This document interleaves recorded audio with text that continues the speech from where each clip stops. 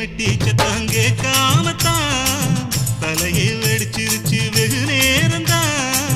வரப்பில் உன்ன பார்த்த மறுவேளதா இடுப்பில் நிற்காதையா ஏன் சேலதா